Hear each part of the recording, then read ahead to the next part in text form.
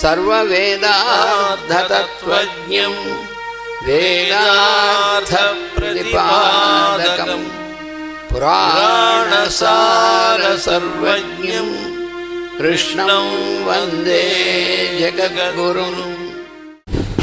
సర్వవేదార్థతత్వజ్ఞం వేదార్థప్రతిపాదకం పురాణసారసర్వజ్ఞం కృష్ణం వందే జగద్గురుం. ఓం అస్మద్గురుభ్యో నమః. మనం క్రిందటి సప్తాహంలో పురాణ పురుషుడు గ్రంథాధ్యయనం మొదలుపెట్టుకోవడం జరిగింది. మాస్టర్ గారు అనుగ్రహించినటువంటి కృష్ణనవలా సప్తకంలో అంటే శ్రీకృష్ణుడి యొక్క తత్వాన్ని మొత్తాన్ని కూడా 7 గ్రంథాలుగా ఇవ్వాలనే సంకల్పంతో మాస్టర్ గారు మొదట 6వ గ్రంథమైన మందరజాలం, తర్వాత 7వ గ్రంథమైన పురుషమేధం ఆయన ద్వారా వచ్చినాయి. దాని తర్వాత మొదటిదైనటువంటి పురాణ పురుషుడు ఆయన ద్వారా వచ్చింది. ఆయన నుంచి వచ్చిన ఆర్డర్లో 3వది, కానీ కథాభాగంతో చూసుకుంటే మొట్టమొదటిది, కథాక్రమంలో చూసుకుంటే. ఆ పురాణ పురుషుడిలో మనం 5 అధ్యాయాలు కంప్లీట్ చేసుకొని 6వ అధ్యాయంలో కొద్దిగా చదవడం జరిగింది. అయితే 6వ అధ్యాయంలోది మనం ఎక్స్ప్లెయిన్ చేసుకోలేదు కాబట్టి మళ్ళీ 6వ అధ్యయనం కూడా మొదలుపెట్టుకోవడం జరుగుతుంది. గడిచిన 5 అధ్యాయాల్లో అంటే శ్రీకృష్ణుడు భూమి మీదకి అవతరించడానికి ముందు ఘట్టాలుగా అటు సత్యవతీదేవితో వేదవ్యాసుడు మాట్లాడటం అనేటువంటి చాప్టర్తో మొదలవుతుంది పురాణ పురుషుడు. అంటే అవతారమూర్తి అష్టమ గర్భంలో అవతరిస్తాడు అని పొడుపు కథగా పరాశర మహర్షి చెప్పాడు. నువ్వు అష్టమ గర్భం కాకపోయినప్పటికీ నువ్వే ఆ అవతారమూర్తిగా నేను భావిస్తున్నానని తల్లైన సత్యవతీదేవి అంటుంది. అప్పుడు వేదవ్యాసుడు ఆ పొడుపు కథకి అర్థాలు అలా మనం చెప్పలేము, నేను మాత్రం కాదని నాకు తెలుసు, కాకపోతే నేను ఉండగా ఆ అవతారమూర్తి నడయాడటం, అంతేకాకుండా ఆయన యొక్క ఆ జగద్వ్యూహంలో నేను కూడా భాగం అవటం చేస్తే నేను అవతారం ఎత్తినంత అని అంటాడు. ఈ సందర్భంలో ఒక ముఖ్యమైన పాయింట్ కూడా సత్యవతీదేవి చెప్పేది ఏమిటంటే, మొన్నటిదాకా అష్టమ గర్భంలో పుట్టిన భీష్ముడు అవతారమూర్తిని పొరపాటు పడ్డాను, ఏనాడైతే ఈ వీళ్ళిద్దరినీ కూడా వివాహం చేసుకొని రాజకన్యల్ని భర్త పోయిన తర్వాత ఈ రాజ్యభారాన్ని వహించు అని అడిగినప్పుడు, అంటే ఆయన శపథం చేసి ఉన్నాడు, రాజ్య స్వీకారం చెయ్యనని చెప్పి ఉన్నప్పటికీ తల్లి ఆదేశిస్తుంది, ఇదిగో వీళ్ళని వివాహం చేసుకొని, ఎందుకంటే క్షత్రియుడి కర్తవ్యం రాజధర్మం, రాజ్యాన్ని పరిపాలించడం, రాజ్యం దిక్కులేనిదిగా ఉంది కాబట్టి అతను చేసుకునే రాజ్యాన్ని ఇచ్చేయటం అనేటువంటిది ధర్మం కాబట్టి, అక్కడ పరమధర్మం కాబట్టి చెబుతుంది.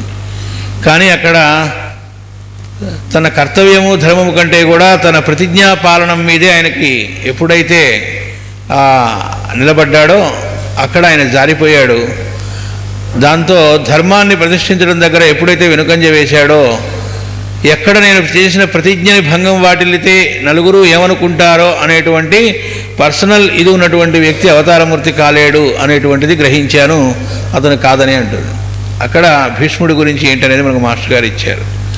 ఆ 2వ చాప్టర్లో ఒక్కొక్క చాప్టర్, 2వ చాప్టర్కి వచ్చేటప్పటికి ఆయన యొక్క వాహికగా తయారైనటువంటి వాడు, తర్వాత కృష్ణుడి యొక్క వాహికగా ఆయన ప్రణాళికను నడిపించినటువంటి మైత్రేయుడి యొక్క చరిత్రను గురించి మనకు 2వ చాప్టర్లోను, ఆ తర్వాత 3వ చాప్టర్లోకి వచ్చేటప్పటికి ఈ ధృతరాష్ట్రుడి యొక్క యాటిట్యూడ్ ఏమిటి, అతను ఎట్లా కరెక్ట్ లైన్స్లో లేడు అనేటువంటిది భీష్ముడు ధృతరాష్ట్రుడి యొక్క సంభాషణల ద్వారా. ఎందుకంటే మనకి లోకంలో ఏంటంటే ధృతరాష్ట్రుడు చాలా మంచివాడు అన్నట్టుగాను, అందుకే కృష్ణ పరమాత్మ ఆయనకి విశ్వరూప సందర్శనాన్ని ఇచ్చాడని, ఆ కొడుకే అలా తయారయ్యాడు కానీ పాపం ఆయన మహానుభావుడని అనుకునేవాడు ఉన్నారు లోకంలో. అదేమీ కాదు, వాడు ఎంతటి పొలిటికల్ రోగ్ అని చెప్పారు మాస్టర్ గారు. అదేంటనేటువంటిది మనకి 3rd చాప్టర్లో బాగా అర్థమవుతుంది. ఆ తర్వాత 4వ చాప్టర్లోకి వచ్చేటప్పటికీ కంసుడు అనేటువంటి వాడు నారదుడి మధ్య జరిగిన సంభాషణ ద్వారా ఈ అష్టమ గర్భాన్ని గురించి ప్రతి వాళ్ళు ఎదురు చూస్తూ ఉండడం అనేటువంటిది మనకి ఈ చాప్టర్స్లో కనబడుతుంది. కంసుడు అనేటువంటి వాడేమో వాళ్ళ యొక్క సోదరిని బావగారిని జైల్లో పెట్టుంటాడు. అప్పటికి అష్టమ గర్భం నిన్ను వధిస్తాడు, సంహరిస్తాడు అనేటువంటి దాంతో సో అక్కడ వాడెదురు చూస్తూ ఉండడం, అక్కడ నారద భగవానుని మంత్రోపదేశం చేయమని అడగటం ఆ చాప్టర్లో వస్తుంది. 5వ చాప్టర్లోకి వచ్చేటప్పటికి మనకి ఈ వ్రజ గోకులం అంటే నిజానికి కృష్ణుడు నడయాడబోతున్నటువంటి ప్రదేశం, అక్కడి వాళ్ళు ఎలా సంసిద్ధులవుతూ ఉన్నారు. అప్పటికే కంసుడి యొక్క తమ్ముడైనటువంటి కేసి వాడు వచ్చి గ్రామాలన్నింటిలోకి వచ్చి, అంతకుముందు వసుదేవుడు ఒక 500 గ్రామాలకి ట్యాక్స్ అనేది లేకుండా చేసి వాళ్ళు చక్కగా పండించుకొని స్వేచ్ఛగా వాళ్ళు తినగా మిగిలినది స్వేచ్ఛగా వాళ్ళు లోకానికి సద్వినియోగం చేయడానికని వదిలేస్తాడు. ఎప్పుడైతే అలా వదిలాడో అలాంటి చోట్ల బాగా పండుతుంది. ఆ 500 గ్రామాలకి నందగోపుడిని హెడ్గా పెడతాడు. వాళ్ళు ఎక్కడ అవసరమైతే ఆ ప్రాంతాల్లో క్షామం వచ్చినా ఇంకో చోటైనా ఫ్రీగా ఆ ధాన్యాన్ని పంపించేయడం జరుగుతూ ఉంటుంది. అంతేకాకుండా అలాంటి చోట్ల ఇంకా బాగా పంటలు బాగా పడడం కూడా జరుగుతూ ఉంటుంది. అక్కడ వాళ్ళందరూ కూడా ఈ కేసీ వాళ్ళ ఆగడాలని ఏం చేయాలి వీటి కోసం ఒక మీటింగ్ అనుకొని ప్రతి సంవత్సరం వాళ్ళు అందరూ కూడా కలిసి చేసుకునేటువంటి ఒక కార్యక్రమం ఏదైతే ఉందో ఆ వేదికలో ఈ మీటింగ్ పెట్టుకుందాం, లేకపోతే బయటికి తెలియకుండా ఉండడం కోసం 500 గ్రామాల వాళ్ళు ఒక చోట మీటింగ్ పెట్టుకుంటారు. బయటికి చుట్టానికి అది ఒక ఉత్సవంలా కనబడుతూ ఉన్నప్పటికీ అందులో వాళ్ళు పెట్టుకున్న ఎజెండా ఏంటంటే ఇకపై మనం ఊరుకోవద్దు, వాళ్ళు వస్తే ఈ లోపల మన వాళ్ళు సాముగరుడీలు ఇవన్నీ నేర్చుకొని వీటితో సిద్ధపడి ఎదుర్కోవటం, ప్లస్ వాళ్ళని హింస మన మార్గం కాదు. అక్కడ వచ్చేటువంటి వాళ్ళు ఎవరైతే ఉన్నారో ఈ మార్గం వాళ్ళకి నచ్చేట్లయితే మనతో పాటు ఈ ఊళ్ళో ఉండొచ్చు, లేకపోతే మొహమాటం లేకుండా వధించేయటమే అని చెబుతారు. చుట్టానికి హింసలాగా అనిపిస్తుంది, లేకపోతే వీళ్ళందరినీ కూడా సర్వనాశనం చేయడం అనేది అక్కడ ఉంది కాబట్టి అని నుంచి గోవుల్ని తనటం అనేది మనం చేయకూడదు. మనం ఇక్కడ మాంసాహారులు ఎవరం లేము. అంతేకాకుండా వాటిని అదిలించడం కొట్టడం కూడా మనం చేయకుండా ఉండాలి. ఎందుకంటే ఎప్పుడైతే ఆ హింస అనేది లేకుండా చక్కటి ఇది వాతావరణంలో మనం ఉంటామో, అలా గ్రూప్ లివింగ్ చక్కగా కలిసి బృందజీవనంగా మనం జీవిస్తూ ఉంటామో అప్పుడే ఆ పరమాత్మకి మనం కరెక్ట్ వాతావరణాన్ని క్రియేట్ చేసిన వాళ్ళం అవుతాం. అప్పుడు మన మధ్య వచ్చి ఆయన జీవించి నడయాడే అవకాశం కలుగుతుంది. అంటే నిజమైన బృందజీవనం ఉన్న చోట పరమాత్మ వస్తాడని మాస్టర్ గారు ఇక్కడ మనకు సూచించారనమాట. అది 5వ చాప్టర్లో. అంటే అందరూ కూడా వాళ్ళ స్థాయిలో ఎదురు చూస్తూ ఉన్నది ఇచ్చారు. తర్వాత 6వ చాప్టర్ ఏంటనేటువంటిది కొద్దిగా చదివాం కానీ మళ్ళా దాని ఎక్స్ప్లెనేషన్ అవ్వలేదు కాబట్టి మళ్ళీ మొదలు పెట్టుకోబోతూ ఉన్నాం ప్రస్తుతం. వాసుదేవ. 6వ అధ్యాయం.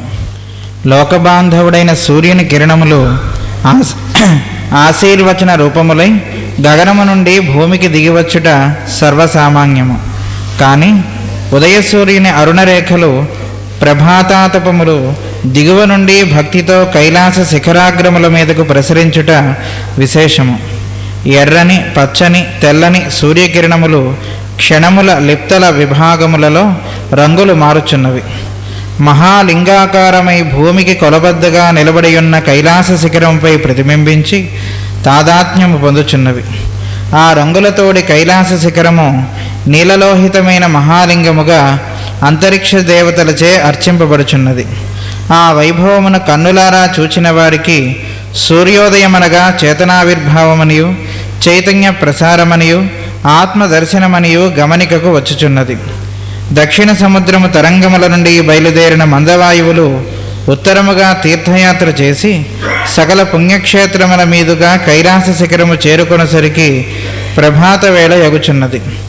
శిఖరమునకు దిగువను కొన్ని వందల చిన్న చిన్న శిఖరములు కలిసి శివుని జటాజూటము వలె ఏర్పడి ఉన్నవి. వాని పైనుండి వంపులు తిరిగి గంగ సెలయేటిపాయలు అందందు దుముకుచూ సాగి చిందులు తొక్కుచున్నవి. ఆ మిన్నేటి నిర్జరముల పాయలు శివుని జటాజూటము చుట్టూను తలపాకగా చుట్టుకున్న తెల్లత్రాచు మెల్లగా ప్రాకుచున్నట్లున్నవి. అందున్న 100 శిఖరముల గుంపుగల ప్రాంతమున ఒక 2 శిఖరముల నడుమ వాసయోగ్యమగు లోయ కలదు. లోయలో చక్కని చిక్కని మహావృక్షముల తోటలు గాలి కూగిసలాడుచు నాట్యభంగిములు చూపుచున్నవి. కొమ్మల సందులలో దూరి ఆకులలో నుండి వెదురు పొదలలో నుండి వెలువడి వచ్చుచున్న పిల్లవాయువులు సప్త స్వరములలో గానము చేయుచున్నవి. లోయలో పశ్చిమ దిక్కున ఎత్తుగా కొన్ని మర్రి చెట్లు, రావి చెట్లు, జువ్వి చెట్లు పెరిగి పైన కొమ్మలల్లుకొని కొన్ని వేల ధనుస్సుల వైశాల్యము గల మహాకుటీరముగా ఏర్పడినవి. ఆ వృక్షముల నల్లుకొని పెరిగిన తీగల నుండి రంగురంగుల పుష్పములు భూమిపై రాలి దుప్పటి కప్పినట్లుండగా కొమ్మల సందుల నుండి ప్రసరించుచున్న ప్రభాత కిరణములు ఆ పువ్వుల కుప్పలలో నుండి జరజర పాకిపోవచున్న రంగురంగుల త్రాచుల శరీరములపై పడి తడుక్కుమనుచున్నవి. ఆ ప్రాంతమున కొంచెం ఎత్తైన దెబ్బపై ఒక రావి చెట్టు కలదు. దాని కొమ్మలపైన మర్రి మొక్కలు, జువ్వి మొక్కలు, వేప మొక్కలు పెరిగి ఉన్నవి. ఆ చెట్టు కింద ఒక పర్ణకుటీరము పూర్వాభిముఖముగా ఉన్నది. సూర్యోదయ ప్రథమ కిరణములు ఆ కుటీర ముఖద్వారము నుండి లోపల ప్రవేశించి ఒక చిన్న పీఠముపై నిలుపబడిన శివలింగమును స్పృశించుచున్నవి. ఆ లింగమునకు కొంచెము దూరమున ఉన్న స్తంభమును పట్టుకుని ఒక ముత్తైదువ నడివయస్సున ఉన్నది నిలబడి కొంచెము తలవంచి మేలుముసుగు సవరించుకొనుచున్నది. ఆమె స్ఫురద్రూపి, పొడగరి కాదు. గుండ్రని మగమున చంద్రబింబం వంటి సింధూర తిలకం ఉన్నది. సీమంతమునకు ముందు మరి ఒక సింధూరపు చుక్క తీర్చిదిద్దబడి ఉన్నది. ఆమె గర్భవతి. కొంచెము దూరమున దారుపీఠముపై ఆసీనుడై నమస్కరించుచున్న శతగోపుడు ఇట్లనెను: తల్లి, మీ అన్నగారు వసుదేవుడు కారాబద్ధుడైన వృత్తాంతమును వసుదేవుని గూఢచారులు మీకు అందజేసిరని నందగోపుడు తెలిపెను. దేవకీదేవి కంసుని కారాగృహమున అష్టమ గర్భము ధరించి ఉన్నదని మీరు ఎరిగినదే కదా, ఉన్నదని కూడా మీరు ఎరిగినదే కదా. కుంతి: అవును, మనకందరికీ అది ఒక్కటే ఆశాకిరణము. మీరందరూ నందగోపుడు నాయకుడుగా అప్రమత్తులై వసుదేవుని దినదిన పరిస్థితులను గమనించుచున్నారని మా ప్రభువు ఎప్పటికప్పుడు నాకు వార్తలు అందించుచున్నారు. శతగోపుడు: అవును, అహోరాత్రములు వసుదేవుని పరిస్థితులను కనిపెట్టుకునియే మేమందరము మెలగుచున్నాము. కుంతి: మీరు అదృష్టవంతులు. దేశ సౌభాగ్యము కోరి దీక్షాబద్ధులైన మా అన్నగారికి సహాయపడు అవకాశం మీకు లభించినది. మా తండ్రి సూరసేనుడు నన్ను కుంతి భోజనకు పుత్రికగా ఇచ్చిన నాటి నుండి చుట్టరికముల దూరమైనవనుకొని భ్రమపడితిని. భరతభూమి భవితవ్యమెరిగిన భీష్మాదులైన పెద్దలు నన్ను మా ప్రభువులకు పరిణయము చేసినప్పుడు బాల్యముచే వారి ఆంతర్యమును గ్రహింపలేకపోయితిని. మునిశాపముచే విరక్తి చెందిన మా ప్రభు శతశృంగసీమలకు వచ్చుటయు మేము వారి వెంట వచ్చుటయు జరిగిన వెనుక మా బావగారు ధృతరాష్ట్రుని వ్యూహములు బలపడినవి. నాకిప్పుడు మా చిరంజీవి యుధిష్ఠిరుని గూర్చియే విచారము. ఏ చీకటి మాటనో ధృతరాష్ట్రుని చారభటులు వీరిని అపహరించుకుని పోయి ఏమి చేయుదురో అని దిగులుగా ఉన్నది. అదిగో మా చిరంజీవిని చూచితివా, వచ్చుచున్నాడు. మా ప్రభువు కూడా చిరంజీవి వెనుక నడిచి వచ్చుచున్నారు. జటావల్కలధారి అయి ధనుర్బాణములు ధరించి పాండురాజు మదగజం వలె మంద గంభీర గమనముతో పర్ణకుటీరము వైపునకు నడుచుచుండగా వానికి ముందు 3 సంవత్సరముల ప్రాయము గల బాలుడు ప్రకృతి వినోదములు పరికించుచూ పురోగమించెను. ఆ బాలుని ముఖమున గంధముతో తీర్చిదిద్దబడిన అర్ధచంద్రాకారమైన విభూతి రేఖలు, వాని నడుమ చిన్న సింధూరపు చుక్క అతని మందహాసమునకు వన్నెపెట్టుచున్నవి. మోకాళ్లకు పైగా పిర్రల చుట్టూను చుట్టి గోచిపెట్టి కట్టబడిన కాషాయపు నారవస్త్రము, ప్రభాతాతపం వంటి వక్షమును జబ్బలను కప్పియున్న పులిచర్మపు టంగి. బాలుడు ఒక చిన్న బ్రహ్మజ్ఞాని వలె కనిపించను. అతడు లోనికి ప్రవేశించి ఆనందము చిందులు త్రొక్కుచుండగా ఇట్లనెను: అమ్మగారు, నేడు వేకువజామున నేనును తమ్ముడును నాన్నగారితో లోయకు నడిచిపోయి కైలాస శిఖరమున సూర్యోదయ దర్శనము చేసితిమి. అబ్బా, ఎంత బాగున్నది! తమ్ముడు రానని అచ్చటనే ఉన్నాడు. అచ్చటి చెంచుల మామయ్యలు తమ్మునితో ముద్దులాడుచున్నారు.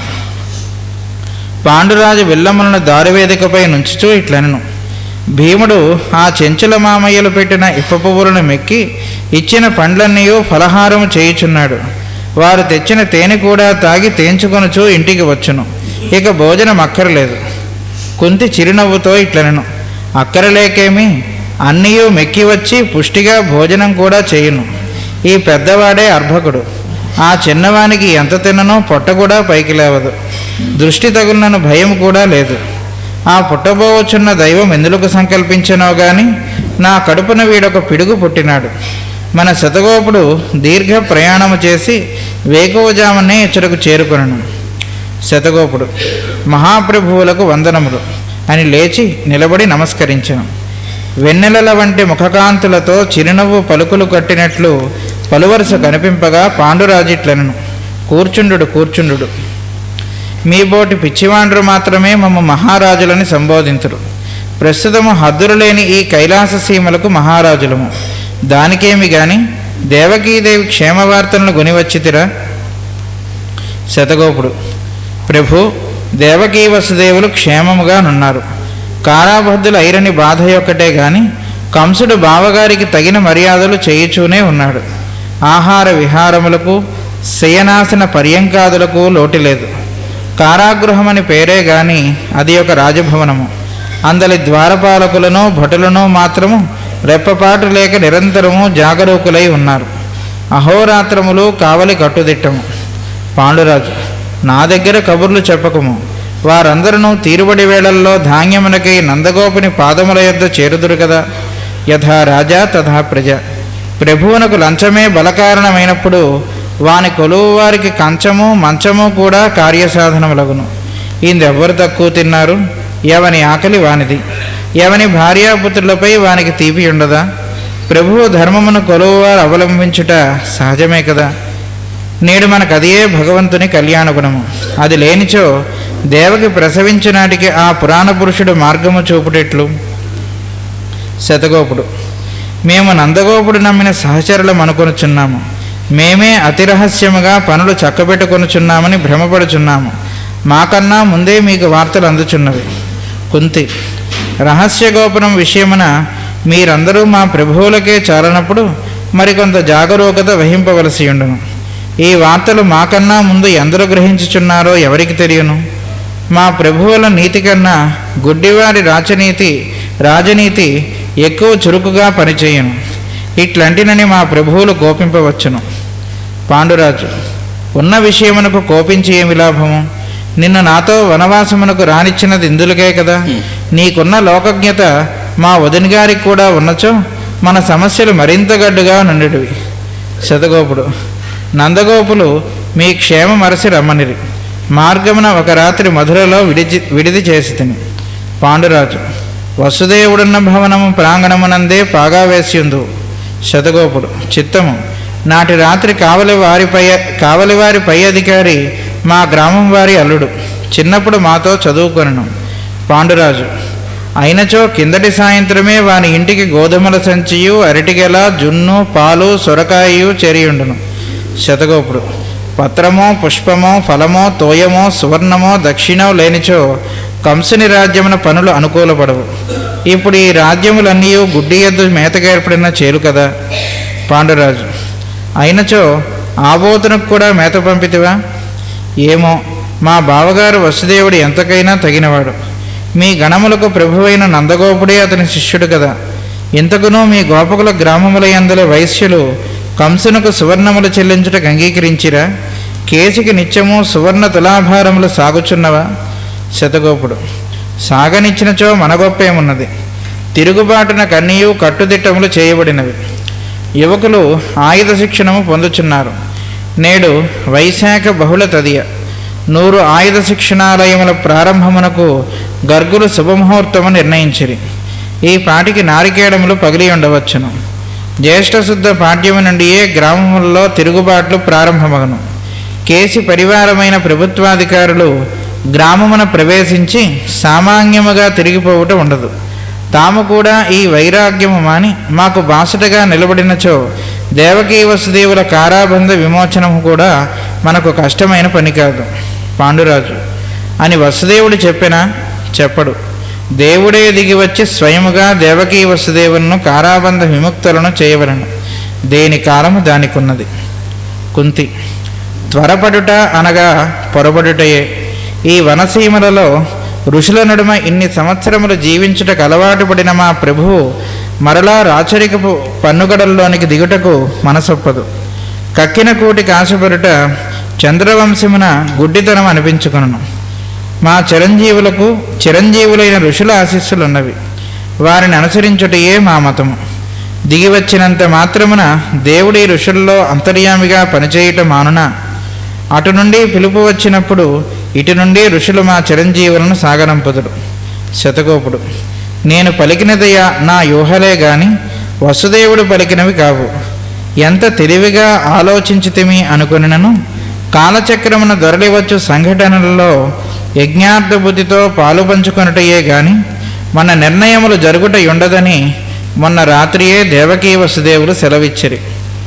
మీరు అనుకున్నట్లు కాక రహస్యగోపనము నందగోపులు చక్కగా నిర్వహించుచున్నారు.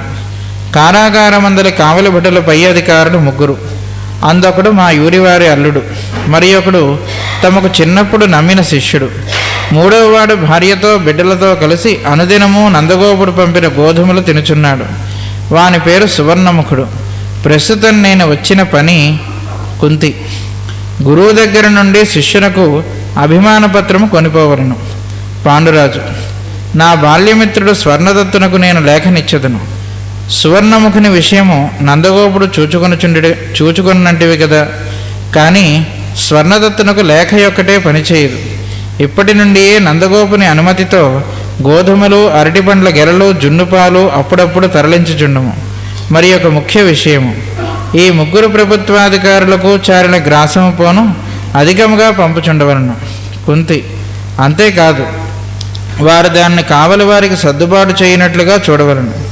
శతగోపుడు: అప్పుడు ఇక భయం లేదు. అవతారమూర్తి దిగివచ్చుటకు కంసుని రాజ్యమున దారి చూపునట్టి కళ్యాణ గుణములు పూర్తియగును. పొద్దుక్కినచో నేను ఇందు ఉండరాదు. మీ చెంచులగూడెంలో ధృతరాష్ట్రుని గూఢచారులు ఉన్నారు. మా తోడియల్లుడు సన్యాసము పుచ్చుకొని హిమాలయములకు వచ్చనని వార్త పుట్టినది. నేను వారిని వెతుక్కునుటకై పోవలను. నేను ఆ పని మీదనే కష్టపడి నడిచి ఈ కైలాస శిఖరం ఎక్కితిని గాని తీర్థయాత్రలపై నమ్మకం ఉండి కాదు. వాసుదేవ, ఈ 6వ చాప్టర్లో శతగోపుడు అనేటువంటి ఆయనే సనత్సుజాతుడు.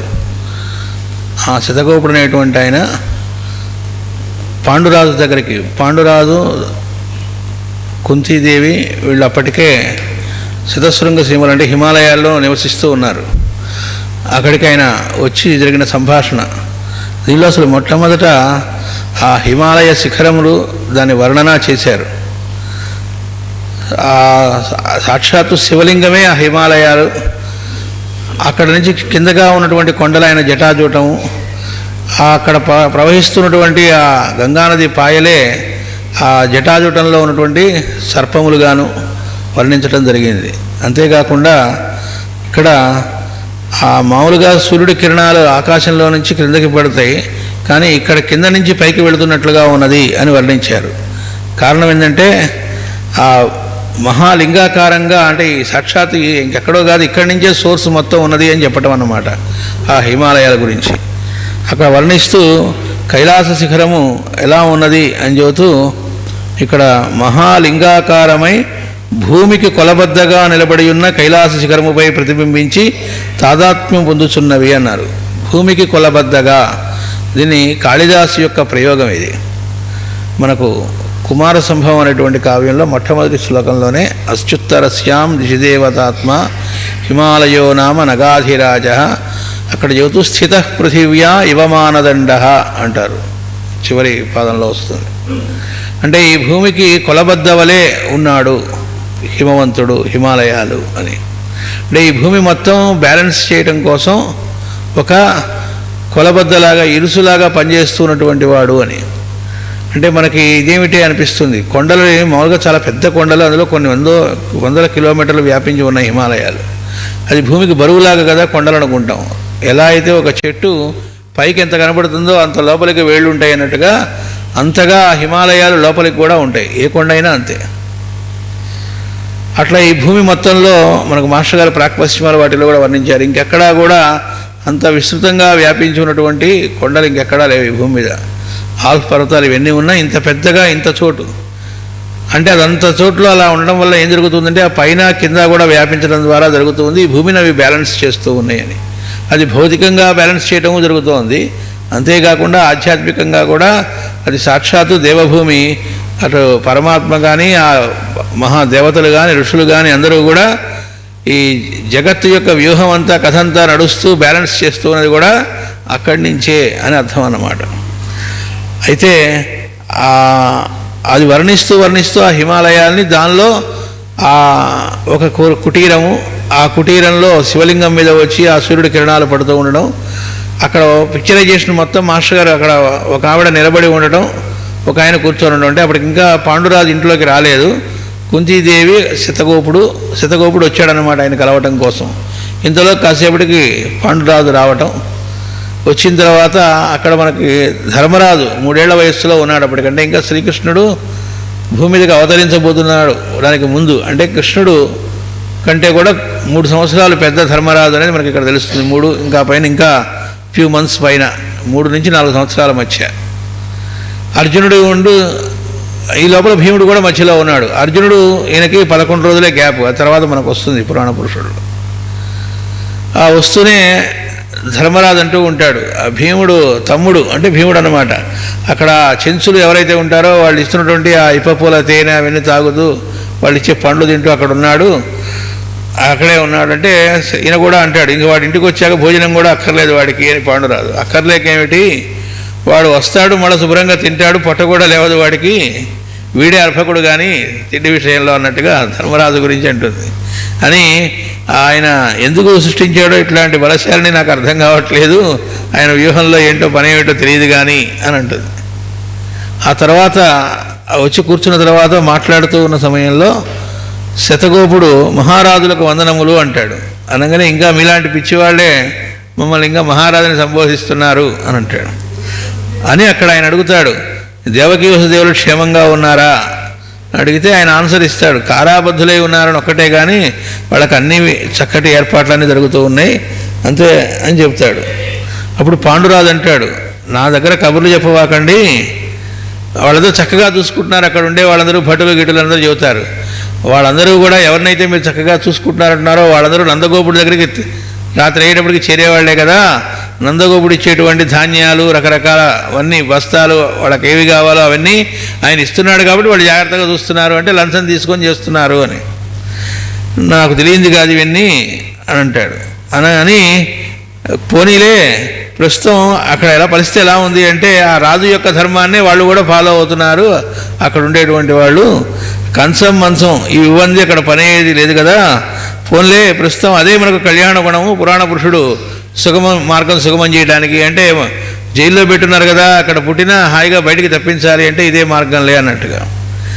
శతగోపుడు అంటాడు, ఇప్పటిదాకా మేము నందగోపుడికి నమ్మిన సహచరులం అనుకుంటున్నాం, చాలా సీక్రెట్గా ఈ పనంతా చేస్తున్నాం అనుకున్నాం, కానీ మాకన్నా ముందే మీకు ఈ వార్తలు తెలుస్తున్నాయి అనగానే కుంతీదేవి ఏమంటుంది, మరి ఈ విషయంలో మా ప్రభువులకే సరిపోవట్లేదు, మీది దాచలేకపోయారు, ఇక్కడ దాకా వస్తున్నాయి అంటే దీన్ని ఇంతకంటే షార్ప్గా గ్రహించే గుడ్డిరాజు ఉన్నాడు, ఆయనది ఈయనకంటే షార్పు.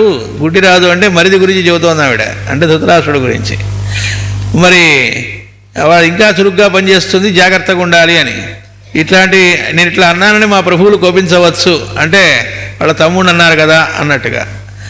ఆయన అంటున్నాడు, ఇందులో కోపించి లాభమేముంది, ఉన్న విషయమే కదా, నిన్ను నేను అడవికి తీసుకురాబట్టి సరిపోయింది, నీకున్న ఈ లోకజ్ఞత అంటే ఆవిడ కూడా సామాన్యురాలు కాదు అని, మొత్తం అసెస్ చేయగలదు అని. మా వదిన గారికి కూడా ఉన్నచో, సారీ మరిది కాదుగా, ఈయన తమ్ముడేగా, అన్నయ్య ఆయన, అంటే వదిన గారికి కూడా, అంటే గాంధారికి కనుక నీలాంటి లోకజ్ఞత ఉంటే మన సమస్యలు ఇంకా గడ్డుగా అయ్యేవి అని, అంటే ఇంత బుర్ర ఆవిడకి లేదు అని మనకు తెలియజేయటం అన్నమాట గాంధారికి. శతగోపుడు అంటాడు, మీ క్షేమం కనుక్కొని రమ్మన్నారు, అందుకని నేను బయలుదేరాను, నందగోపుడు కనుక్కోమంటే మధ్యలో మధురలో రోజు రాత్రి నిద్ర చేసి వస్తున్నాను అంటారు. అయితే మధుర వెళ్ళావుట అంటే వసుదేవుడు ఉన్న చోటే నువ్వు విడిది చేసుంటావే అన్నారు.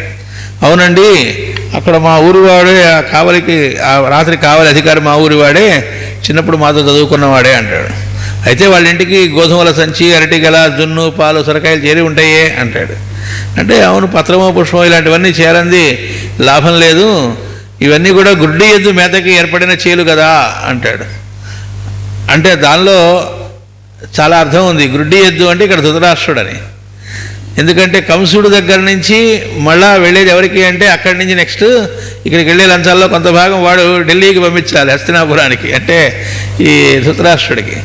కాబట్టి అక్కడ గుడ్డి ఎద్దు చేలోని దానిలోని భాగాలే కదా ఇవన్నీ కూడా అని అనేటప్పటికీ పాండురాజు, అయితే అయినచో ఆబోతులకు కూడా మేత పంపితేవా అన్నాడు. అంటే పెద్ద ఆబోతు ఎవరయ్యంటే ధృతరాష్ట్రుడు అని అనమాట. ఉత్త గుడ్డి ఎద్దు కాదు అది, ఆబోతే ఎద్దు కాదు, అది బాగా పెద్దది అన్నట్టు అని. మా బావగారు వసుదేవుడు ఎంతైనా తగినవాడు, బాగానే శిష్యులు తయారు చేశాడు, అంటే ఇట్లాంటివన్నీ జాగ్రత్తగా మెయింటైన్ చేయడానికి అని అక్కడ ఈ క్వశ్చన్ వేశాడు. ఇందా మనం చెప్పుకున్నాం కదా 5వ చాప్టర్లో, వాళ్ళందరూ కూడా వాళ్ళు వచ్చి కేసీ భటులు వీళ్ళందరూ వచ్చేసి, కేసీ అంటే కంసుడి తమ్ముడు, వాడేంటంటే ఈ గ్రామాల వాళ్ళని పీడించి ట్యాక్సులు తీసుకొని కంసుడికి ఇచ్చి కొంత వాడి వైపు నుంచి కమిషన్ వాడు కూడా పంపిస్తూ ఉంటాడు ధృతరాష్ట్రుడికి. ఎవడి ఇదిలో వాడు కూడా మంచి చేసుకుంటూ ఉండడం అన్నమాట. అందుకని ఆ కంసుడు కేసీ తాలూకు వాళ్ళు వచ్చి అటాక్ చేయడం, గ్రామాలని కొల్లగొట్టడం జరుగుతూనే ఉన్నదా అని అడుగుతాడు. అంటే శతగోపుడు చెబుతాడు, సాగనిస్తే మా గొప్ప ఏమిటి, ఆల్రెడీ శిక్షణ ఇస్తూ ఉన్నాం, ఆయుధ శిక్షణ. గర్గుల వారు ముహూర్తం కూడా పెట్టారు, ఈ పాటికి నారికేళాలు కూడా పగిలింటాయి, అంటే స్టార్ట్ అయి ఉంటుంది. వాళ్ళకి ఇక వచ్చిన వాళ్ళు తిరిగిపోవటం ఉండదు, అంటే వాళ్ళు నచ్చితే ఫాలో అయ్యి ఇక్కడ ఉండిపోవటం లేదా పైకి పోవటం, అంతేగాని తిరిగి వెనక్కి వెళ్ళేది ఉండదు అని. సో ఇది చూస్తూ ఉంటే మాకు ఆయన కారాగార బంధ విమోచనం కూడా పెద్ద కష్టం కాదనిపిస్తుంది. త్వరలోనే ఈ తయారైన సైన్యమే ఆ పని కూడా చేసేట్టుగా ఉన్నారన్నట్టుగా మాట్లాడతాడు శతగోపుడు. అప్పుడు పాండురాజు, ఇట్లా అవుతుంది అని చెప్పి వసుదేవుడు చెప్పాడా మీకు అని ఆయన చెప్పడు. ఎందుకంటే సాక్షాత్తు పరమాత్మే దిగి వచ్చి వాళ్ళని కారాగృహం నుంచి బయటికి బంధనాల నుంచి విడిపించాల్సి ఉంటుంది. దానికి ఇంకా కాలం ఉన్నది, అంటే మానవ మాతృలతో అయ్యేది కాదు, ఇది పరమాత్మ దిగి రావాల్సి ఉంది అని. అంటే ఈ లోపల మీరు తొందరపడి ఏదో చేయవాకండి అన్నట్టుగా, ఉపద్రవాలు విప్లవాల్లాగా ఏదో మరీ తీవ్రతరం చేయొద్దు అని. కుంతీదేవి కూడా అంటుంది, అలా త్వరపట్టం కనుక చేస్తే అదే పొరపట్టం, త్వరపడుట అనగా పొరపడుటయే అని అక్కడ ఆవిడ చెబుతూ ఉంది. ఈ అడవుల్లో ఋషుల నడుమ హాయిగా ఇన్నాళ్ళుగా జీవిస్తూ అలవాటు పడ్డ మా ప్రభువులకి ఈ రాచరికపు పన్నుగడల్లో దిగుటకు మనసొప్పదు. అంటే మళ్ళీ వీటిల్లోకి వెళ్ళడం, ఎత్తుగడలు, వీటిల్లో మైండ్ పెట్టి తీవ్రంగా చేయడం ఆయనకి ఇష్టం ఉండదు. అంటే ఎందుకు మీరు ఎక్కువ ఇన్వాల్వ్ కావద్దు ఈ విషయంలో అని చెప్పడం. పక్క పరమాత్మ ఆయన ద్వారా ఆయన చూసుకుంటాడు, మరీ అంత ఆలోచించవాకనని కూడా ఆయనకు కూడా సూచన అన్నమాట ఆవిడ అని అక్కడ చెబుతోంది. క్రక్కిన కూటికి ఆశపడుట చంద్రవంశంలో గురిటితనం అనిపించుకొను. కక్కిన కూటికి ఆశపడటం అనేది లేదు, అలా ఎవరికైనా ఉందంటే అది గురుటితనం అనిపించుకుంటుంది, ధృతరాష్ట్రుడి బ్యాచ్ అది అని అర్థం అన్నమాట. అని మా చిరంజీవులైన ఋషుల ఆశీస్సులు ఉన్నాయి, వాళ్ళని అనుసరించటే మా మతం.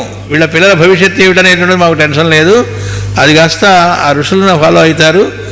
భగవంతుడు దిగి వచ్చినంత మాత్రాన ఈ ఋషుల్లో పనిచేయడం మానేయడు కదా, కాబట్టి ఋషులు చెప్పింది మేము ఫాలో అవుతూ ఉంటాం. అటు నుంచి పిలుపు వచ్చినప్పుడు, అంటే పరమాత్మ నుంచి పిలుపు వచ్చినప్పుడు ఇటు నుంచి ఋషులు మా చిరంజీవుల్ని సాగనంపుతారు.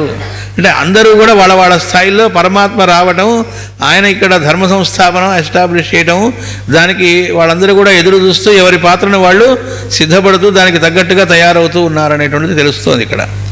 అప్పుడు శతగోపుడు అంటాడు, ఇదంతా మా ఊహలే కానీ వసుదేవుడేం చెప్పినవి కాదు.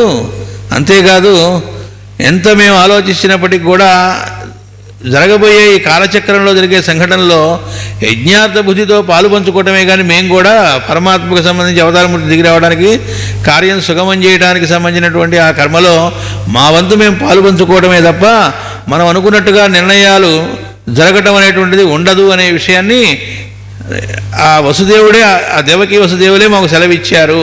ముందు రోజు అక్కడ ఉండొచ్చాడు అన్నాడు కదా, అక్కడ దేవకీ వసుదేవులే విషయాన్ని తెలియజేశారంటే మానవులుగా వీళ్ళ ప్రయత్నంగా వాళ్ళెవరికో లంచాలు ఇవ్వడం, అధికారులని వశపరుచుకోవడం ఇదంతా జరుగుతుంది. దీని ద్వారా పరమాత్మ దిగి రావడానికి అన్నట్టుగా, అది కూడా వాళ్ళకేమి సొంత ఇంట్రెస్ట్ ఏం లేదు.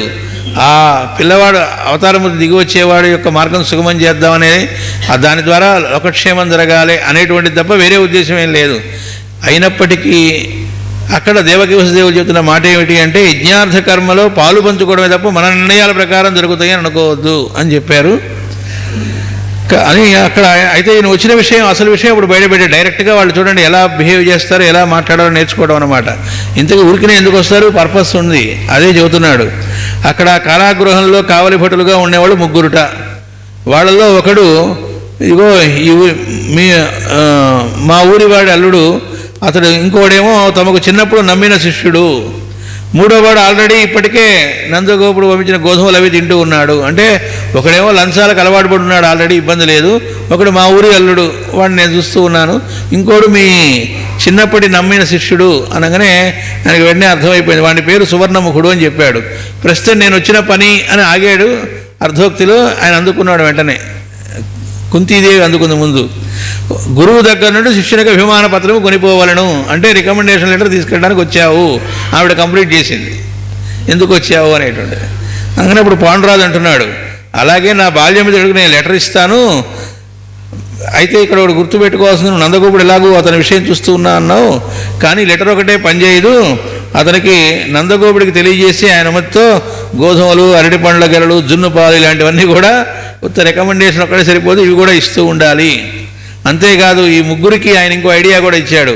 ఈ ముగ్గురు మెయిన్ అధికారులు అంటున్నాం కదా, ఈ ముగ్గురికి చాలినంత గ్రాసం మీరు పంపిస్తూ ఉండాలి. కేవలం వాళ్ళకే కాదు, వాళ్ళు మిగతా పంచాలి కదా, కావలి భటులకి వాళ్ళకి, దానికి కూడా దృష్టిలో పెట్టుకొని మీరు సమృద్ధిగా పంచాల్సి ఉంటుంది అన్నారు. అంటే అది ఆయన ఎక్కువ పంపిస్తుండాలి అన్నారు. అప్పుడు కుంతీదేవి అన్నమాట, ఎందుకు పంపించాలి అంటే ఆ మిగతా వాళ్ళకు కూడా వాళ్ళు సర్దుబాటు చేయాలి కాబట్టి అని కుంతీదేవి అన్నది.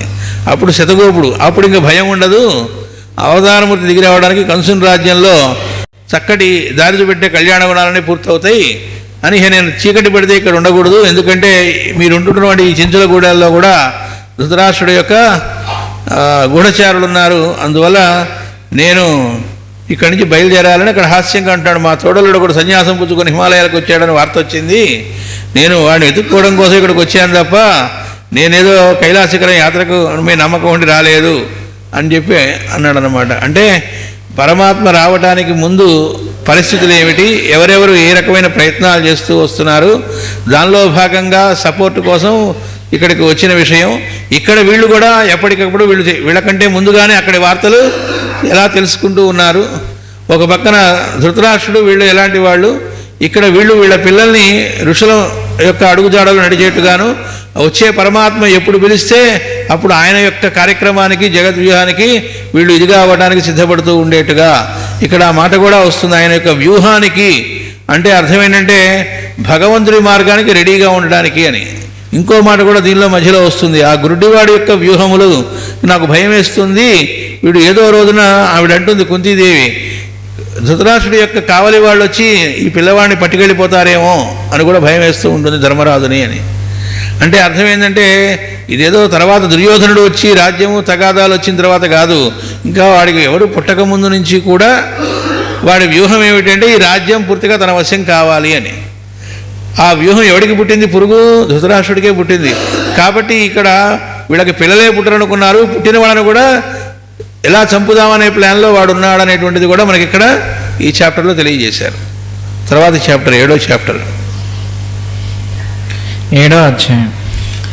వైశాఖ బహుళ తదియనాటి మధ్యాహ్నపుడు మండుటెండలు మహాకాశమందు దగ్ధము చేయుటకేమీయో దొరకక ఆకాశపు పొరలనే ఎర్రగా కాల్చుచున్నవి.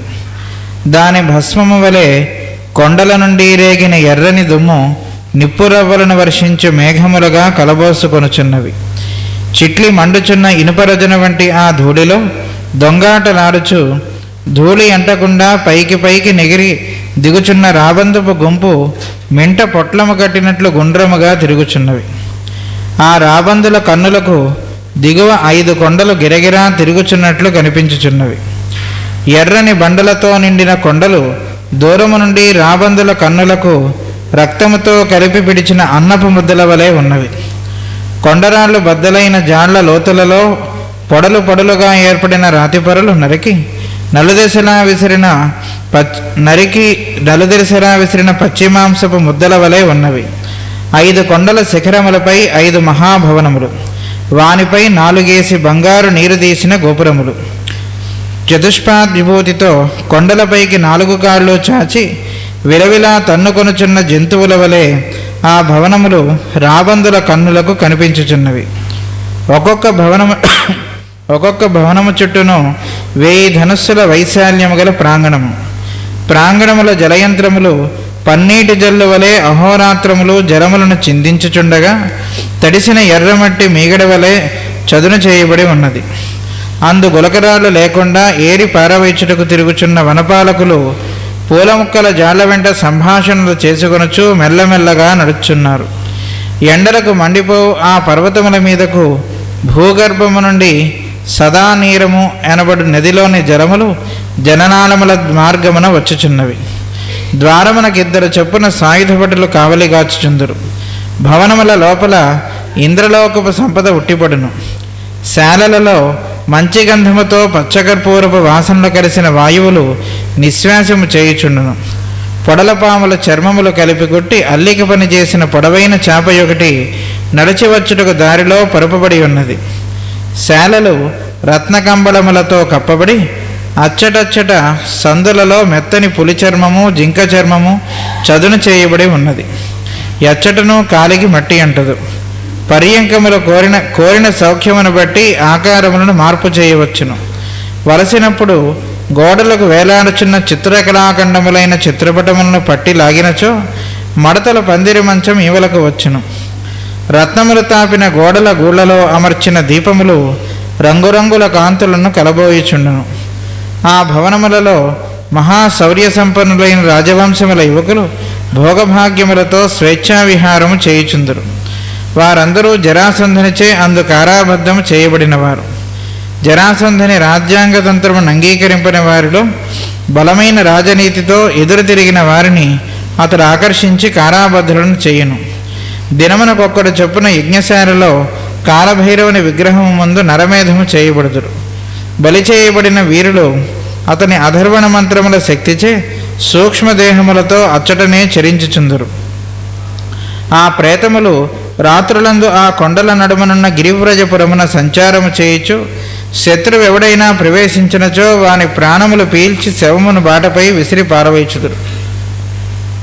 గిరివ్రజపురము చుట్టూను గల కొండల 5 3 పెద్ద కొండలు. వాని పేర్లు గోమంతము, వృషభము, రైవతకాద్రి. వాని లోయలలో ఎత్తుగా 3 మహాభేరులు స్థాపింపబడి ఉన్నవి. పూర్వము వృషభుడు అను రాక్షసుడు పశ్చిమ సముద్రము దాటి యవనసీమల నుండి భరతభూమి యందు ప్రవేశించను. అతడు మహాతాంత్రికుడు, నరమాంస భక్షకుడు. సర్వజంతుజాలమును వశపరుచుకొని నరులపై ప్రయోగించి చంపగలడు. ఒకనాటి రాత్రి ఆ పర్వతముల నుండి నరులతో పోరాడి చంపుట నేర్చిన మహావృషభములను అభిమంత్రించి రాజ్యమును వదలెను. చండకౌశికుని శిష్యుడైన బృహద్రథుడు గురుకటాక్షముతో నిరాయుధుడై ఆ వృషభములను చీల్చి చెండాడి వృషభుని వధించెను. ఆ వృషభముల డొక్కలు చించి డోళ్లు కట్టేదనని ప్రతిజ్ఞ చేసెను. ప్రతిజ్ఞ ప్రకారము వాని చర్మములు తీసి కలిపి కుట్టించి ఈ 3 మహాభేరులను చేయించెను. అందు ఒక భేరిని మోగించినచో లోయల ప్రతిధ్వనుల ప్రభావమున మిగిలిన 2 మోగును. ఇట్టు ప్రతిధ్వనించుచు ఒక మారు పుట్టించిన భాంకారము నెల దినములు మ్రోగి మందరముగా సమసిపోవును. నగర రక్షణాధికారుల అంగీకారము లేక నగరమునందు ఎవడు ఎక్కడ ప్రవేశించిననో లేక వెలువడిననో ఆ భేరులు మ్రోగును. భేరులు మ్రోగకుండా నగరమున ప్రవేశించుటకు పుష్పములము వాటికి నుండి ఒక దారి వేరుగా ఉన్నది. అది ఎవ్వరికీ తెలియదు. కొండల నడుమనున్న నగరము అష్టదళాకృతిగా నిర్మింపబడి ఉన్నది. బాటలు నున్ననై దర్పణముల వలె ఉండును. బాటలు కిరుదెసలా ఛాయావృక్షములు, నడుమ పూల మొక్కల వరుసలు, బాటలు కలిసిన చోట రంగురంగుల చేపలీదుచున్న సరస్సులు. అష్టదళములకు నడుమ కర్ణికగా రాజభవనమున్నది. అది పాల వంటి రాతితో నిర్మాణమై వెన్నముద్దపై గుర్తుల వలె సున్నితములైన శిల్పములు కలిగి ఉన్నవి. భవనమును సమీపించు కాలిబాటలలో పచ్చికపై జలయంత్రములు సుగంధ జలములను జల్లుచుండును. కాలిబాటల కటునిటు జలప్రవాహములు జలజల శబ్దము చేయుచుండగా దిగువ మట్టమున ఏర్పరిచిన లోహతంత్రికలు సప్తస్వరముల సంగీతములు పాడుచుండును. భవనము సింహద్వారమునకు ఎదురుగా ఉన్న పెద్ద శాల నడుమ తెల్లకలువ మొగ్గవలే మెడపైకి సోపాన పంక్తి ఉన్నది. పై అంతస్తును నిలబడి గవాక్షము నుండి చూచుచున్న జరాసంధుడు మామిడి పండ్ల వంటి భుజముల కండరములపై జారుచున్న ఎర్రని జిలుగు వస్త్రము సవరించుకొనుచు హఠాత్తుగా వెనుదిరిగి ఇట్లన్ను: కుమారా, నీ ఒక్కడవైనా నాయంతటి వాడు అనిపించుకొనవలను. నాకు బుద్ధి తెలిసినది మొదలు నేనింతవరకు సరి అయిన వీరిని ఒక్కరినైనా వెదికి నావాడిగా చేసుకొనుటకు ప్రయత్నించి విఫలుండనైతిని. కంసుడు నా ప్రతాపమునకు మా తండ్రి కీర్తికి తగినవాడనుకొని అల్లారు ముద్దుగా పెంచిన నీ చెల్లెండ్రనిద్దరినూ ఇచ్చి వివాహము చేసి తిని. కానీ ఏమి లాభం? పితృభక్తి పరాయణుడైన నాకు తండ్రిని చెరబట్టిన మూర్ఖుడు అల్లుడు అనిపించుకొనవలసి వచ్చినది.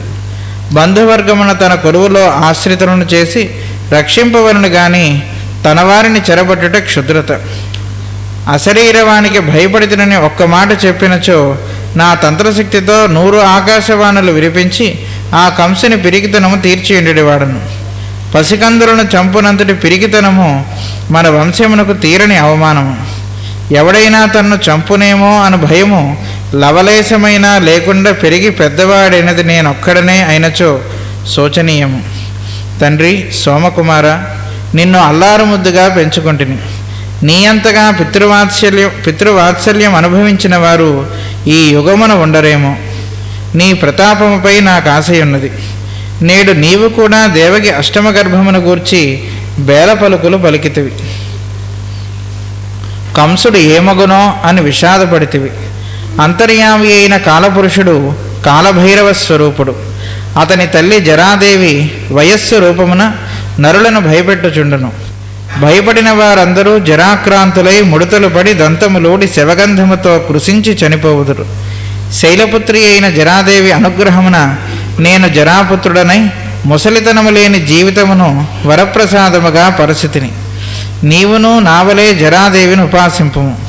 సోముడు, తండ్రి, ఈ భరతభూమి పరిస్థితి అల్లకల్లోలముగా ఉండుట చూచి అశరీరవాణి పలుకులకు కంసుడు ఏమగునో అని భయపడితిని. దేవకి అష్టమ గర్భమున పురాణ పురుషుడు అవతరించునని ఆకాశవాణి పలికినది. చాలా కాలము కిందట పరాశర మహర్షి పొడుపు కథగా సూచించనట. మాకు మీరే ప్రమాణము గనుక మా సందేహము తీర్పుడని అర్థించుచున్నాము. జరాసంధుడు, సోమకుమార వినుము. ఈ ఋషులందరూ గోవుల వంటి సాధు జంతువులు. మన చండకౌశికుల వంటి ఋషి ఒక్కడైనా మచ్చునకు కనిపించలేదు. ఉన్నచో మా పితృపాదుల వంటి వారిని, నా వంటి వారిని సుశిక్షితులను చేసి భరతభూమికి సమర్పణ చేసి ఉండరా? ఈ ఋషులు ఏమి చేసిరి? మీరు వేదములు చదవనిచో లోకమునకు వచ్చిన నష్టమేమి? వేదములు మూలపడుననియా? ఇట్టి బక్క ఋషుల భుజస్కందములపైన వేదధర్మం ఆధారపడినది. వారిచే శిక్షితులైన రాజకుమారులందరూ కొబ్బరికాయలోని పీచు వంటివారు. వీరు రాజుల, వీరు భరతధర్మమును ఉద్ధరింతురా? వీరు చాలక మరి ఒకడు అష్టమ గర్భమున దిగివచ్చున. వంశము నిలుపమని ఒక ఆడుది ప్రార్థింపగా ఒక నోరు లేని ఋషి వచ్చి తన తపస్సంతయో ధారపోసి గుడ్డివానిని పాండురోగిని కనిగిచ్చనట. ఆ పుట్టినవారి ఆకారముల వలననే ఈ ఋషుల శక్తిని తెలుసుకొనవచ్చును. మా తల్లి వంటి వీరమాతను ప్రసవించిన కాశీరాజు మా పినతల్లులను ఆ త్రాష్టులైన చిత్రాంగద విచిత్ర వీరులకిచ్చి పెళ్లి చేసెను. బంధువులను ఎవరిని గూర్చి మన రాజవంశము ఘోషింపగలదు? మన అల్లుడకు కంసుని బావగారు గొడ్లను తోలుకొనుచు వైశ్యుల మందలను మేపుచున్నాడు. వీరినొక్కొక్కరిని పట్టి కాలభైరవునకు బలి ఇచ్చుటయే కర్తవ్యం. భరతభూమికి చక్రవర్తినై ఆసేతు సీతాచలము వేదధర్మమును ఉద్ధరించి అధర్వణ శాఖలతో గురుకులములలోని యువకులను చండకౌశికుని వంటి ఋషులుగా ఉద్ధరింపజేసి సామ్రాజ్యము మొత్తము నీ భుజస్కందములపై ఉంచుతును. సోముడు, పితృపాదులకు ఒక మనవి. దేవవ్రతుడైన భీష్ముడు సర్వజ్ఞుడు, సర్వశక్తి సంపన్నుడు కదా. అతడే గుడ్డిరాజును భరత సామ్రాట్టుగా ఎట్లంగీకరించెను? జరాసంధుడు, నాయన, భీష్ముని జీవితము పండి పురుగు పడినట్లయినది. నాకు అతనిపై కొంత గౌరవం ఉండేది. ఇక వాని ప్రసంగం చేయకుము. సోముడు, యదువంశము వారందరూ ఆకాశవాణి పలుకులపై ఆశలు పెట్టుకుని ఎదురుచూచున్నారు.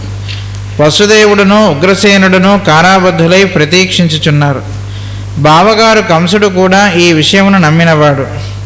జరాసంధుడు, నమ్మనిచో ప్రాణభీతియాల కలుగును. సోముడు, పరాశరులు కూడా ముందుగా సూచించిరట.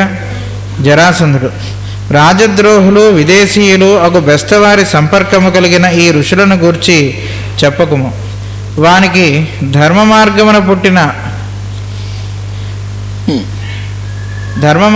పుట్టిన పుత్రుడు వ్యాసుడు.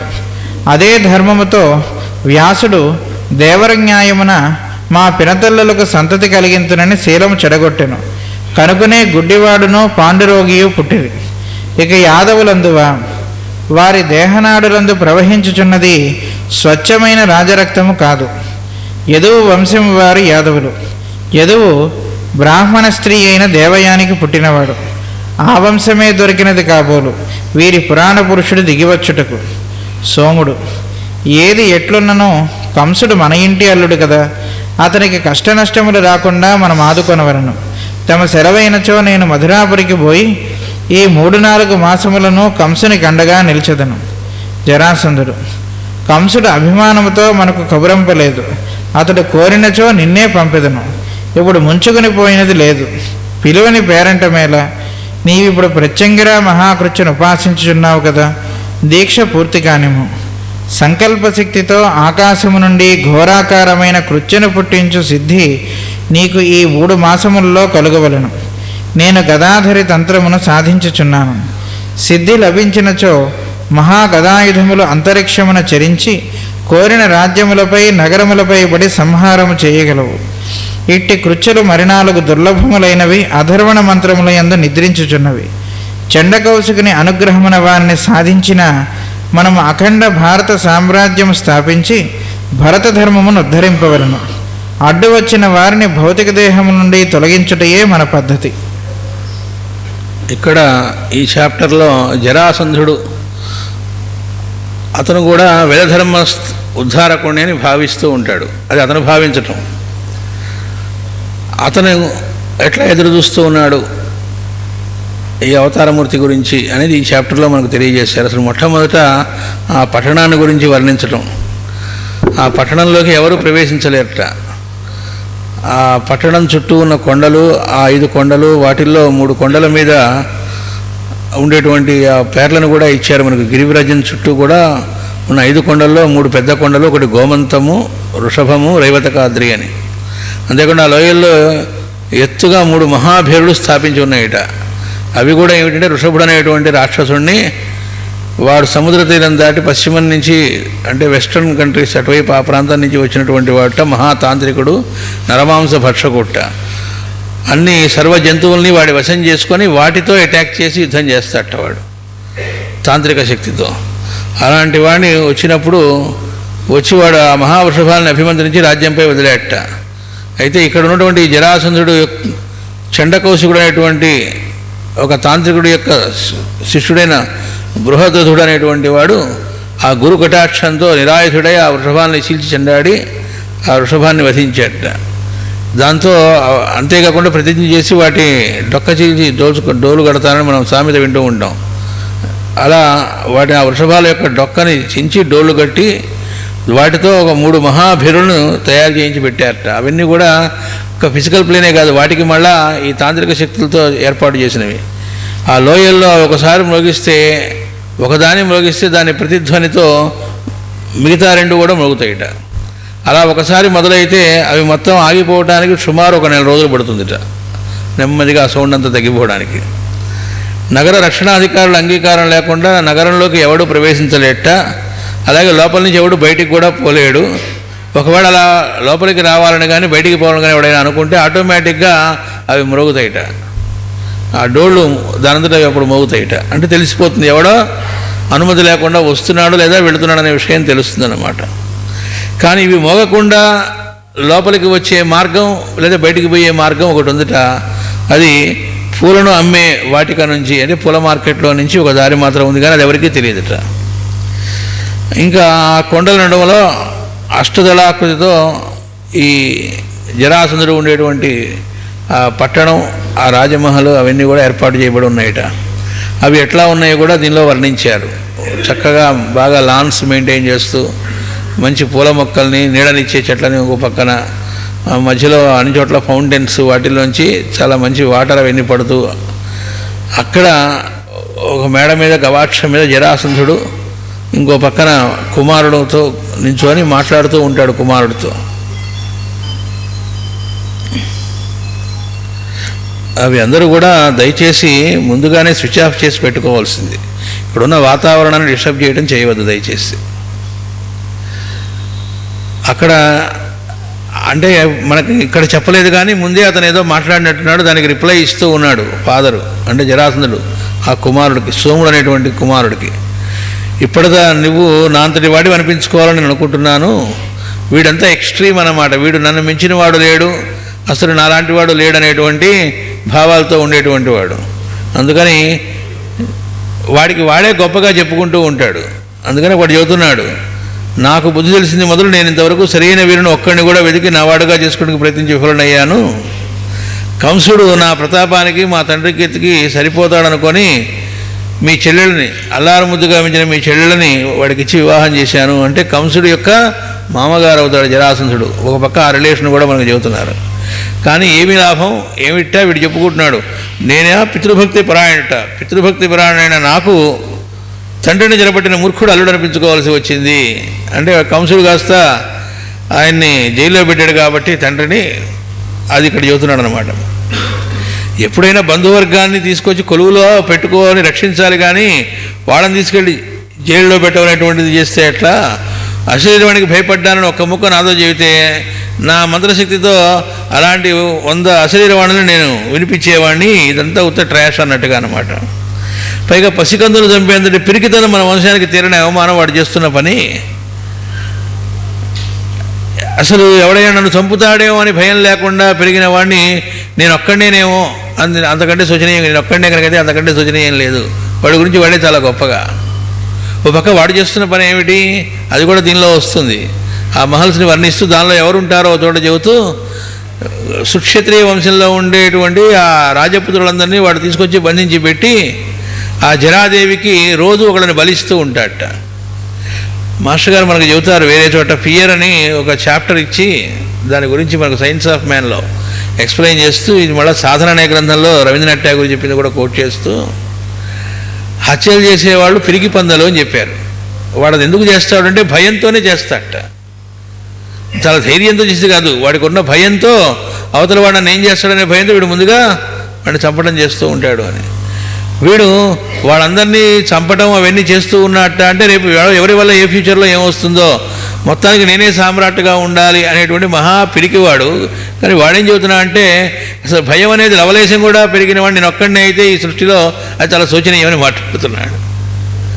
ఇంకా అంటున్నాడు, నిన్ను చాలా అల్లారు ముద్దుగా పెంచాను, నీ ఎంతగా పితృవాత్సల్యం అనుభవించిన వారు ఈ యుగమునే ఉండరేమో. అంటే నేను నిన్ను ఎంత వాత్సల్యం పెంచానో అట్లా ఒక తండ్రి ఒక బిడ్డని అనేది ఈ యుగంలో ఇంకోడెవడు ఉండుండడు అని. నీ ప్రతాపంపై నాకు ఆశ ఉంది, కానీ నువ్వు కూడా ఈ రోజున అష్టమ గర్భం గురించి మాట్లాడి బేల పలుకులు దైన్యంతో భయంతో మాట్లాడావు. కంసుడు ఏమవుతాడని భయపడ్డావు. అంటే అవతారమూర్తిగా ఎవడో వస్తాడన్నట్టుగా, కంసుడు ఏదో చేస్తాడన్నట్టుగా అని. అక్కడ వాడు చెబుతున్నాడు, అంతర్యామి అయిన కాలపురుషుడు కాలభైరవ స్వరూపుడు. పరమాత్మ కాలభైరవ స్వరూపుడు. అతని తల్లి జరాదేవి వయస్సురూపమున నరులను భయపెట్టుతుంటుంది. భయపడిన వారందరూ కూడా జరాక్రాంతులు, అంటే ముసలితనంతో అయిపోయి చనిపోయి దంతాలు ఊడి శివగంధంతో కృషించి చనిపోతూ ఉంటారు. శైలపుత్రి అయిన జరాదేవి అనుగ్రహమున నేను జరాపుత్రుడనే ముసలితనము లేని జీవితమును వరప్రసాదంగా పడితిని. కానీ నేను మాత్రం ఆ జరాదేవి అనుగ్రహంతో ముసలితనం అనేదే రాకుండా ఉండేటువంటి వరాన్ని పొందాను. నువ్వు కూడా నాలాగా జరాదేవిని ఉపాసించు. అప్పుడు సోముడు అంటూ ఉంటాడు, అంటే కుమారుడు, ఇంతకీ ఆ అశరీరవాణి పలుకులతో అంత అల్లకల్లంగా ఉంది భరతభూమిలో, కంసుడు ఏమవుతాడని భయపడ్డాను. ఇంతలోకి అష్టమ గర్భంలో పురాణపురుడు వస్తున్నాడని తెలిసి అంటున్నారు. మరి దీని పొడుగుగా కూడా పరాశర మహర్షి సూచించేట ముందుగానే. ఇంతకీ దీనికి మాకు ప్రమాణం మీరే కనుక మా సందేహాలు మీరే తీర్చాలి అంటే అక్కడ వాడు మాట్లాడుతున్నాడు జరాసంధుడు, ఈ ఋషులందరూ గోవుల వంటి సాధు జంతువులు అంటున్నాడు. మన చెండకోసలు వంటి ఋషి ఒక్కడైనా మచ్చు కనిపించదు. అంటే తాంత్రిక విద్యలతో ఉన్న వాడు ఋషి అంటే వీడి దృష్టిలో చెండకౌశికుడు. ఉన్నతో మా పితృపాదుల వంటి వారిని, నా వంటి వారిని సుశిక్షితులను చేసి భరతభూమికి సమర్పణ చేసి ఉండేవాడు కదా. అంటే వీడిని ట్రైనింగ్ ఇచ్చి ఈ భరతభూమికి సమర్పించేవాడట. చేయలేదు కాబట్టి వాళ్ళంతా పనికి మాలిన వాళ్ళు అని. ఏం చేశారు ఋషులు? వీళ్ళు వేదం చదవకపోతే లోకానికి వచ్చే నష్టం ఏంటి? వీళ్ళు చదవకపోతే వేదాలు మూలపడతాయా? ఇట్టి బక్క ఋషుల భుజస్కంధాల మీదనే ఈ వేదం అనేటువంటిది ఆధారపడి ఉంది. వీళ్ళు ఈ పరికమాల ఋషులు చేసి ట్రైనింగ్ పొందినటువంటి కొంతమంది రాజకుమారులు, వాళ్ళందరూ కొబ్బరికాయలను పీచు లాంటి వాళ్ళు. వీళ్ళు రాజులా? వీళ్ళు ఫలధర్మాన్ని ఉద్ధరిస్తారా? మళ్ళీ వీళ్ళు చాలక మళ్ళీ ఇంకోటి ఎవడో అష్టమగర్భంలో వస్తున్నాడట అని అక్కడ చెబుతున్నాడు. వంశం నిలపమని ఒక ఆవిడ అడిగితే, అంటే సత్యవతీదేవి అడిగితే, ఒకరు నోరు లేని ఋషి వచ్చి, అంటే వేదవ్యాసుడు, ఆయన తపశక్తి నుండి ధారపోస్తే పుట్టిన వాళ్ళు ఎట్లాంటి వాడు పుట్టారు? ఒక గుడ్డివాడు, ఒక పాండురు నాలుగులో ఉన్నాడు ఒకడు. వీళ్ళు వచ్చారు, ఆ పుట్టిన వాళ్ళని పెట్టి వాడి తపశక్తి ఎంతో వాడెంతో తెలుస్తూ ఉంది. అంటే లోకంలో ఈ హేతువాదులు అనేటువంటి వాళ్ళు, వాళ్ళ యాటిట్యూడ్ ఎలా ఉంటుంది, అట్లాంటి వాళ్ళు ఎలా ఉంటారనేదంతా ఇక్కడ మనకి మాస్టర్ గారు తెలియజేస్తున్నారు అని ఇక్కడ చెప్పడం. వాడు మా తల్లి వంటి వీరమాతలను ప్రసవించిన కాశీరాజు, అంటే వీడు వీరమాతట ఆవిడ, అంటే వీడు వీరపుత్రుడు అని చెప్పుకోవడం అన్నమాట. అంటే ఒక పక్క కంసుడేమో వీడి అల్లుడు, ఇంకో పక్కన అటు ధృతరాష్ట్రుడు, వీళ్ళందరూ ఎవరు? ధృతరాష్ట్రుడు యొక్క తల్లుడైనటువంటి వాళ్ళిద్దరూ ఎవరైతే ఉన్నారో చిత్రాంగదుడు విచిత్ర వీరులకి పెళ్లి చేశాడన్నారు కదా పినతల్లని, కాశీరాజపుత్రికలను, వాళ్ళు పినతల్లులే వీడికి. సో జరాసంధుడికి అటువైపు నుంచి చుట్టరికం ఉంది, ఇటు నుంచి చుట్టరికం ఉంది. ఇలా మన బంధువులందరూ కూడా ఇట్లా అయిపోయారు. అక్కడ ఇక్కడ చూస్తే ఎవరిని గురించి బాధపడాలి. ఇంకో పక్కన చూస్తే మన కంసుడేమో వాళ్ళ బావగారు, కంసుడి బావగారేమో గొడ్లను తోలుకుంటూ వైశ్యమందల్ని మేపుతూ ఉన్నాడు, క్షత్రియ ధర్మాన్ని కాకుండా వాళ్ళని మేపుతూ ఉన్నాడు, దానివల్ల వచ్చే ఉపయోగం ఏమిటి అని వీళ్ళందరినీ పట్టి కాలభైరుడికి బలి ఇవ్వటమే అసలైన కర్తవ్యం అంటున్నాడు. ఇక్కడ సమయం అయిపోయింది. దీని ఎక్స్ప్లెనేషన్ అనేది ఇంకా కొంత ఉంది, అది రేపు చూస్తాం. వాసుదేవ.